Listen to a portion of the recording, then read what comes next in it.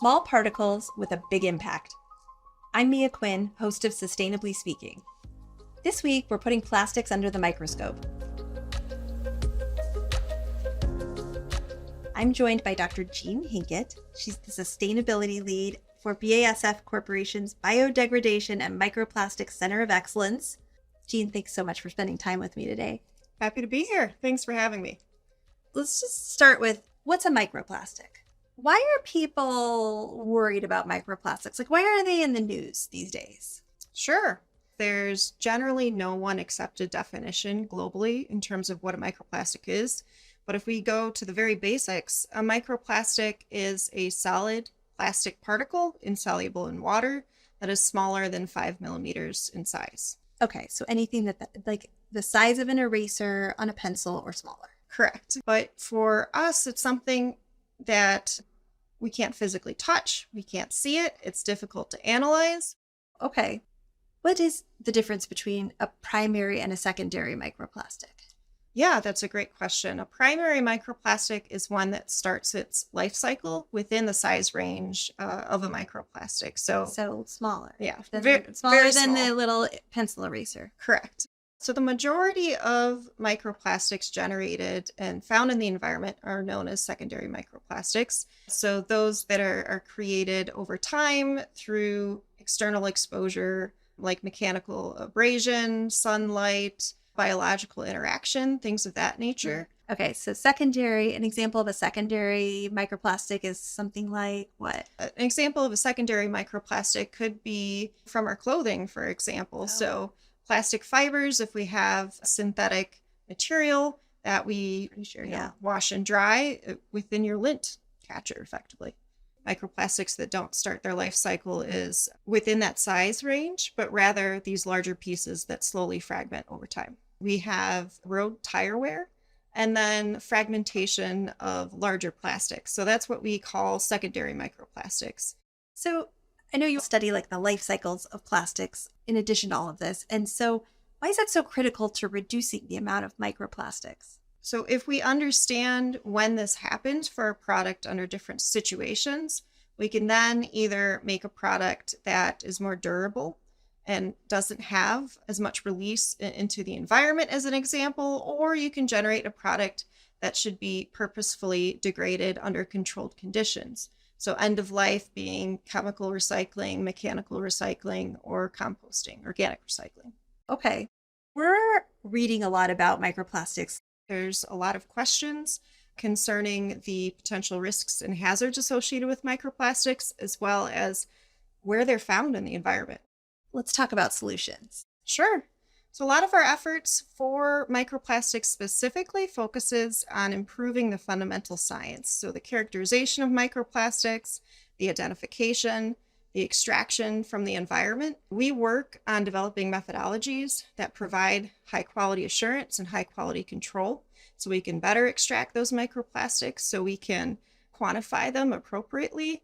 And then that would give us a sound foundation scientifically for further hazard and risk assessment down the road. If we understand why microplastics are generated, how they're generated, and how they're leaking into the environment, we can generate programs and effective measures to prevent them. And that's what you're doing. Yes. When we think about solutions for plastic waste effectively, we want to make sure that we're not creating that waste in the first place. So in the future, when we make next generation products, we can make products that don't lead to further pollution down the line. Well, that sounds really good. So how are you doing that? Yeah. So there are a few ways to do that. In industry, we typically call it the circular economy. I'm sure, Mia, you're very well familiar with. I am, but that's a lot of science talk for a lot of people. So let's just remind people, circular economy means keeping things in use again and again so that we don't just use them and then throw them away. We keep them in existence. Right. Absolutely. Okay. But for us, it's also figuring out how do we make sure that from cradle to cradle, so to speak, if we think about our materials in a circular form, that they're not leaking into the environment. And to achieve that from a product perspective, there are two different streams that you can take. So one is if you have a material where you can reuse again and again, and two is making more durable materials. So if you make something where you need to replace it less often, then we have less concerns about waste leakage, for example, or, we're just producing less of that material because they're more durable. The more we understand about microplastics and how they're formed, the easier it'll be to innovate new materials that can either not generate microplastics or have much fewer microplastics formed because of their existence. So this is where, if we go back to our circular economy concept, we have a couple different levers that we can pull.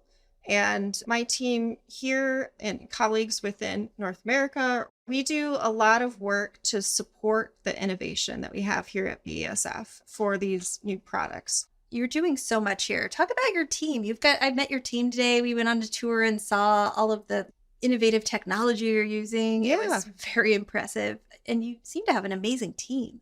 Oh, absolutely. My colleagues are awesome to work with, and they're experts in their own rights for various techniques and different topics. And so I really need to lean on them for basically making next generation analytics or methodologies.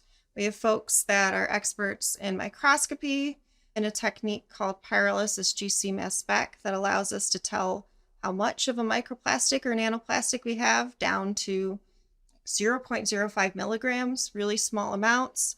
And we have folks that are experts in spectroscopy, which involves the study of light interacting with matter. So it allows us to chemically identify microplastics in complex samples. And we have others that are working with biodegradable methodologies. So determining whether or not a new product can biodegrade. One of our innovation areas we have here at BASF. Do you work with others outside of BASF? Absolutely. We're not doing this alone. So it's not just me at the BASF Corporation, of course. Within the company, there's hundreds of folks working on this, and there's thousands that we work with as well. Scientists at other companies? Yes. Within industry, we have collaborations with other industry scientists and consortia, for example. We also work with government scientists and with a wide variety of different academics and different universities across the world. In Germany, for example, for analytics, for toxicology, for nanomaterials analysis, and for risk and hazard assessment, the Alliance to End Plastic Waste has a variety of different cleanup efforts out there to tackle the problem directly. It really does take a global community to tackle such a complex topic, and this is what we're doing. Good. I'm glad to hear so many people are working on this. Absolutely. So working with academia, working with government and industry together, we are striving to better understand microplastics, to better understand their potential impacts, and to directly address plastic waste issues, which I think is fantastic. Yeah, and needs to happen at the same time as everything you're doing. Absolutely. That's great. You've been working on it for a while, Sure. but it's in its infancy still, right? Mm-hmm. As time goes by, we make a new, better, more sustainable product as an example, but it really does take some time. I mean, the best scientists in the world are working on these topics and doing so at a global scale. So we do need to make sure that we understand that there's steps to achieving that vision of a circular economy. And it's iterative. I think that's an important point too, is we can't suddenly jump to one solution or a solution. We need to make gradual progress. Patience is often the hardest part, right? Oh yeah, absolutely. Because it took us years to get here. Mm-hmm. And it's going to take time. And this is really important to me, to my team, to many colleagues who are passionate about this subject to study this. It is an important issue, and we want to make sure that we get the science right from the very foundation. Okay. How did you get into this? Yeah, I started my microplastics journey specifically in grad school. So I ended up working with a number of different scientists at the University of Michigan who are focused on understanding microplastics in the Great Lakes. So my small portion of that big project was to help with the analytics and method development to identify those materials. And that leaked into my postdoc a little bit. When I went to industry, then the microplastics topic was brought to my attention once again. And at BASF Corporation, of course, sustainability is at the forefront. So when it was found out effectively that I had some background experience in academia, that's where I began to get more involved in advocacy and in helping some of the research in the North American region. I love to be a part of that and help driving that science. what are your hopes for what all this work you're doing? What's success for you? Hopes for what I'm doing. Yeah. I would love to continue to make progress with the hundreds of colleagues that I work with in sustainability by generating more sustainable, innovative products, by making a difference in plastic waste issues globally, and simply to provide a better platform for generations to come from, a day-to-day basis. Success for me is being able to make an impact for more sustainable products, to support innovation, and also to do exactly what we're doing right now. So to get these really complex topics to the public so that we better understand them as a whole, and so we can more appropriately address them in the future. What advice would you have for the person who's out there saying to themselves, well, what can I do? What can I do to help? Like, while this, I know you're making progress, but what can I do in the meantime? Sure. Of course, there are, little things that one can do day in and day out.